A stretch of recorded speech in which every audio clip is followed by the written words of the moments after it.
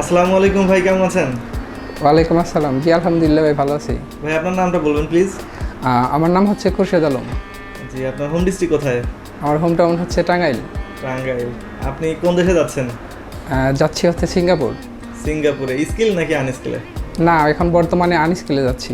কোন ট্রাভেলস থেকে যাচ্ছেন? জয় ট্রাভেলস থেকে। আপনার পাসপোর্ট টু দ্য ডকুমেন্টসগুলো একটু দেখান আমাকে। এই হচ্ছে আমার BMEIT, এটা হচ্ছে টিকিট, এটা হচ্ছে আমার IP অনবোর্ড পেপার। আচ্ছা, আমাদের ট্রাভেলস থেকে গিয়ে সন্তুষ্ট তো, বা আপনি হ্যাপি তো যে আনস্কিলে সিঙ্গাপুরে যেতে পারছেন, যাচ্ছেন?